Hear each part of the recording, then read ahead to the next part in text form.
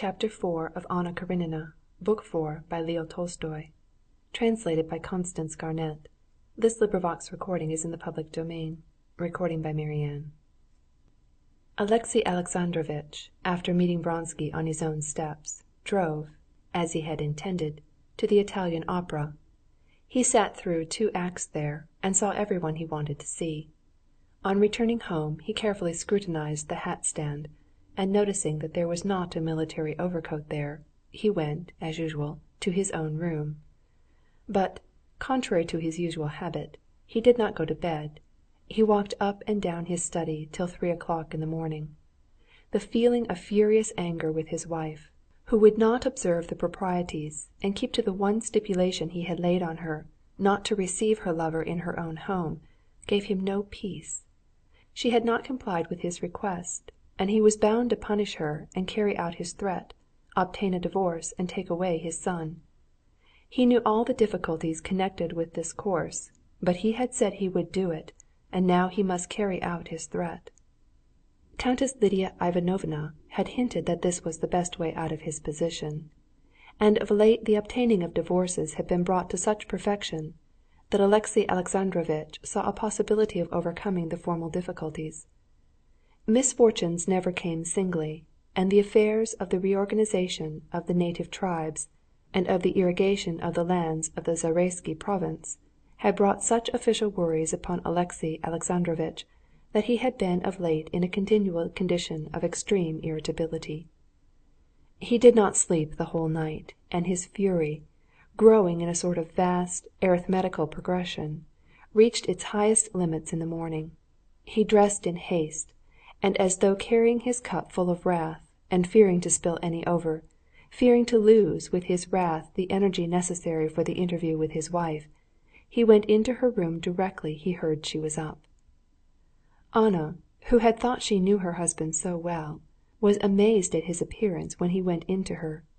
His brow was lowering, and his eyes stared darkly before him, avoiding her eyes. His mouth was tightly and contemptuously shut. In his walk, in his gestures, in the sound of his voice, there was a determination and firmness such as his wife had never seen in him. He went into her room, and without greeting her, walked straight up to her writing-table, and taking her keys, opened a drawer. "What do you want?" she cried. "Your lover's letters," he said. "They're not here," she said, shutting the drawer. But from that action he saw that he had guessed right, and roughly pushing away her hand, he quickly snatched a portfolio, in which he knew she used to put her most important papers. She tried to pull the portfolio away, but he pushed her back. "Sit down. I have to speak to you," he said, putting the portfolio under his arm and squeezing it so tightly with his elbow that his shoulders stood up. Amazed and intimidated, she gazed at him in silence. "I told you that I would not allow you to receive your lover in this house." "I had to see him to—" She stopped, not finding a reason. "I do not enter into the details of why a woman wants to see her lover." I only," she said, flushing hotly. This coarseness of his angered her and gave her courage. "Surely you must feel how easy it is for you to insult me," she said. "An honest man and an honest woman may be insulted," he said. "But to tell a thief he's a thief is simply la constatation d'enfant." "This cruelty is something new I did not know in you." "You call it cruelty for a husband to give his wife liberty, giving her the honorable protection of his name, simply on the condition of observing the proprieties. Is that cruelty?" "It's worse than cruel. It's base, if you want to know," Anna cried in a rush of hatred, and getting up, she was going away. "No!" he shrieked in his shrill voice, which pitched a note higher than usual even, and his big hands clutched her by the arm so violently that red marks were left from the bracelet he was squeezing. He forcibly sat her down in her place. "Base! If you care to use that word, what is base is to forsake husband and child for a lover, while you eat your husband's bread." She bowed her head. She did not say what she had said the evening before to her lover. that he was her husband, and her husband was the Porphyros. She did not even think that. She felt all the justice of his words, and only said softly, "You cannot describe my position as worse than I feel it to be myself. But what are you saying all this for?" "What am I saying it for? What for?" he went on, as angrily. "That you may know that since you have not carried out my wishes in regard to observing outward decorum, I will take measures to put an end to this state of things." "Soon, very soon, it will end, anyway," she said, and again, at the thought of death near at hand and now desired, tears came into her eyes. "It will end sooner than you and your lover have planned. If you must have the satisfaction of animal passion—" "Alexey Alexandrovitch, I won't say it's not generous, but it's not like a gentleman to strike anyone who's down." "Yes, you only think of yourself, but the sufferings of a man who was your husband have no interest for you.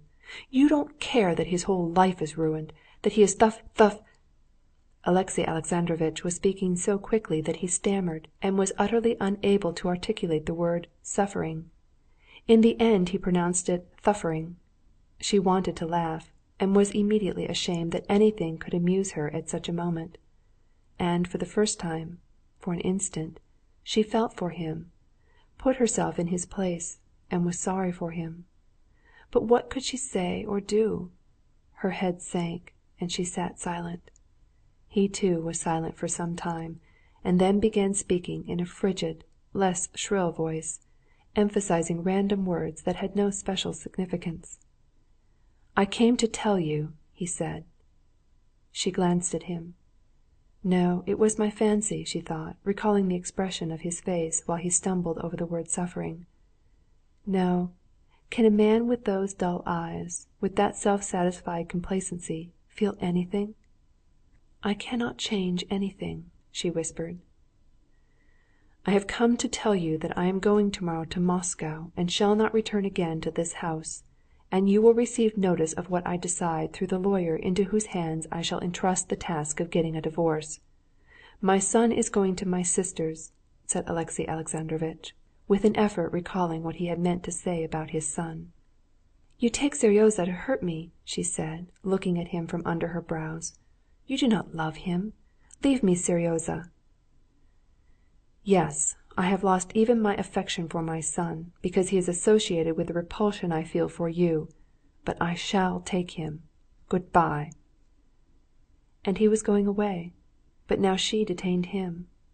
"Alexey Alexandrovitch, leave me Seryozha," she whispered once more. "I have nothing else to say.